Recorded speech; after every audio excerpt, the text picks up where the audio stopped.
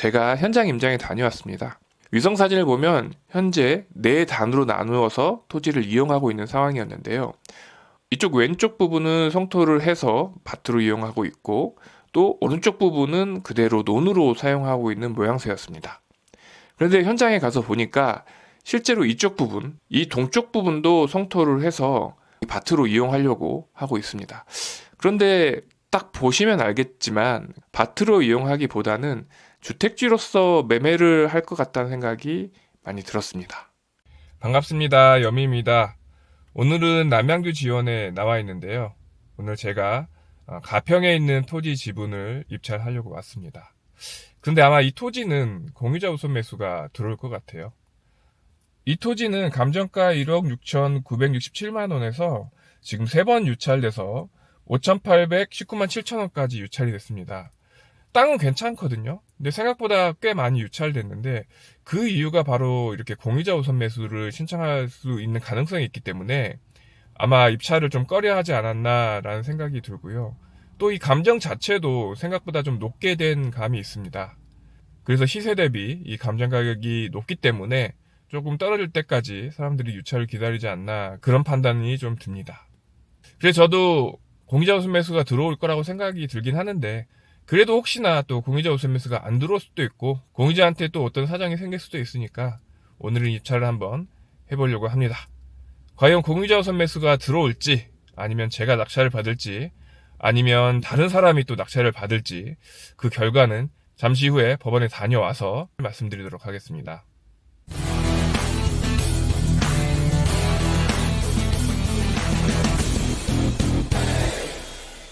제가 현장 임장에 다녀왔습니다. 위성 사진을 보면 현재 4단으로 나누어서 토지를 이용하고 있는 상황이었는데요. 이쪽 왼쪽 부분은 성토를 해서 밭으로 이용하고 있고, 또 오른쪽 부분은 그대로 논으로 사용하고 있는 모양새였습니다. 그런데 현장에 가서 보니까 실제로 이쪽 부분, 이 동쪽 부분도 성토를 해서 밭으로 이용하려고 하고 있습니다. 그런데 딱 보시면 알겠지만 밭으로 이용하기보다는 주택지로서 매매를 할 것 같다는 생각이 많이 들었습니다. 그리고 도로 상황도 아주 좋기 때문에 괜찮은 값으로 팔 수 있을 것 같다는 생각이 들었습니다.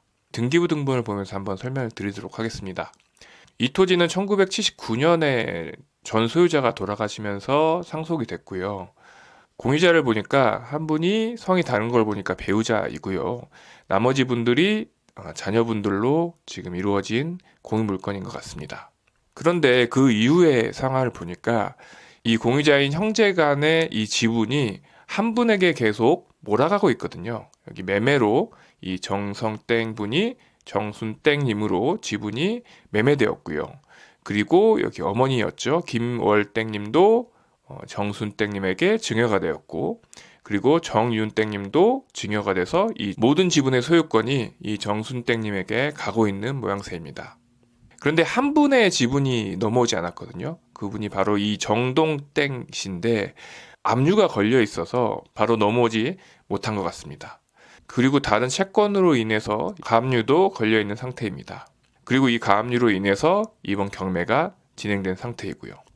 여기까지만 봐도 공유 지분을 많이 갖고 계신 그분께서 공유자 우선 매수를 할 것처럼 보였는데요. 더 확실한 이유가 다음 페이지에 나옵니다. 바로 이 부분인데요. 이 압류가 걸려있는 이분의 지분에 이미 근저당권이 설정되어 있었습니다. 그런데 이 근저당권자가 바로 이 토지의 공유자입니다. 이 형제 두 분을 채무자로 해서 근저당이 설정되어 있는 상태인데 그 날짜가 1999년으로 가장 빠른 권리를 갖고 있는 거죠.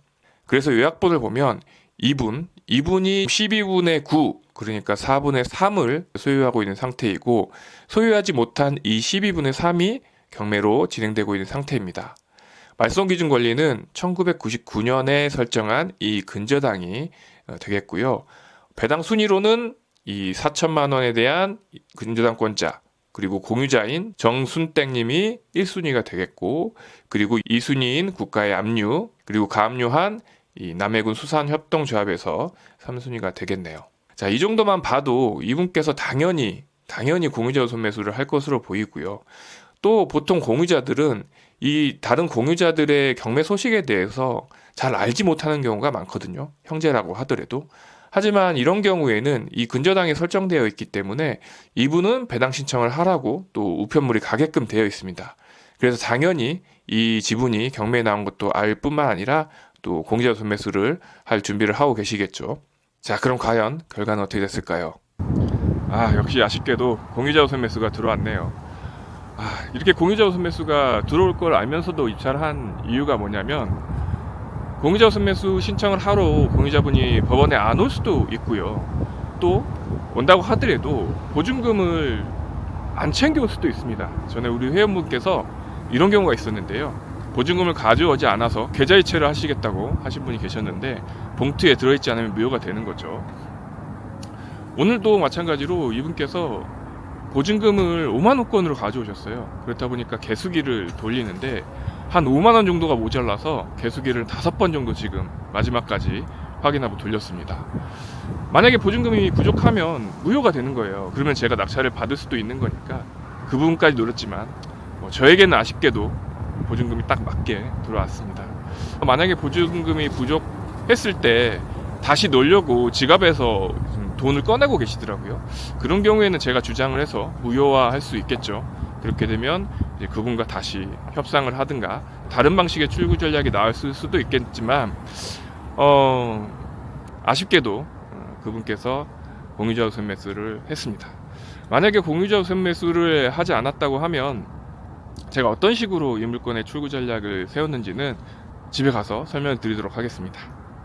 만약에 공유자 우선 매수가 들어오지 않거나 아니면 공유자분이 보증금을 다 내지 못해서 제가 낙찰자가 되었다고 하면 저는 잔금 후에 바로 공유물 분할 청구 소송을 진행했을 겁니다. 이 공유물 분할 청구 소송을 하게 되면 현물 분할이 원칙입니다. 즉 다시 말씀드리자면 4분의 3은 상대 공유자의 지분이고 4분의 1이 제 소유가 되는 거죠. 그래서 이 구분 없는 이 지분을 현물로, 그러니까 땅으로 나눈다는 얘기인 거고요. 그렇게 되면 이 땅의 4분의 1을 분할해서 제가 소유할 수 있다는 얘기인 거죠. 저는 이 땅을 공유물 분할 청구 소송을 하면 100% 현물 분할이 될 수 있다고 생각합니다. 그 이유는 뭐냐면 이 도로가 길게 이 땅에 붙어 있거든요. 그래서 4등분을 어떻게 잘라도 이 도로에 접하게 할 수 있다. 그러면 재산적인 가치에 하락이 없기 때문에 판사님이 현물 분할로 판결을 낼 거라고 저는 확신을 합니다.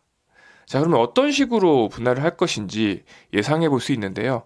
그 방법을 보면 이렇게 지적 편집도를 보시면 되는데 이 땅의 면적 중에서 현재 4분의 1인 722제곱미터를 분할할 수 있는 거겠죠. 오른쪽 도시에 722제곱미터를 분할하고 싶다고 하면 한번 면적을 재보면 되겠죠. 클릭을 하고 이런 식으로 체크를 해보시면 어느 정도 면적이 722제곱미터가 되는지 알 수 있겠죠. 이 정도, 이 정도가 722제곱미터가 되는 겁니다. 땅이 괜찮죠. 그리고 현재 분할된 곳에서 조금 더 가져오면 되겠네요. 도로를 양쪽으로 좀 끼고 있는 땅이 이뻐 보이긴 합니다. 노 진입로 부분이기 때문에. 하지만 이쪽을 잘 주려고 하진 않겠죠. 그러면 반대쪽은 어떨까요? 이쪽이 아니고 이쪽. 이쪽도 마찬가지로 분할을 해야 되는데 여기는 조심해야 될 게 이 도로를 한 4m 이상은 확보를 하는 게 좋겠죠. 그래야 나중에 건축행위를 할 때도 문제가 없이 건축이 되기 때문에 이런 식으로 도로를 확보하고 722제곱미터를 한번 그어보시면 되겠습니다. 이런 식이 되겠죠. 모양은 조금 더 안 좋을 수 있습니다.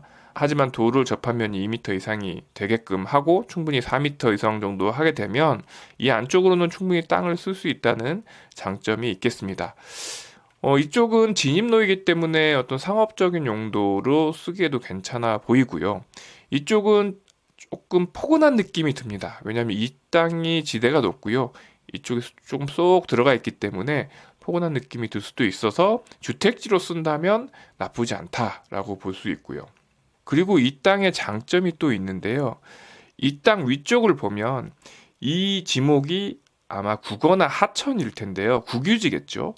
그 부분에 지금 뚝방이 이렇게 쌓여져 있습니다. 이 뚝이 쌓여져 있는데 이쪽 부분이라든가 또 이쪽 부분, 또 여기도 이쪽 부분까지 지금 뚝이 쌓여져 있기 때문에 이 땅을 가진다고 하더라도 국유지 일부분을 점유해서 조금 넓게 사용할 수 있다는 장점이 있겠고, 이 부분도 마찬가지로 조금 더 넓게, 내 땅보다 조금 더 넓게 활용할 수 있다는 장점이 있겠죠. 아마 제 생각에는 이 407의 1 답도 기존 공유자의 소유이기 때문에 분할을 만약에 받는다고 하면 이쪽 땅으로 분할이 되지 않았을까, 그런 생각이 듭니다.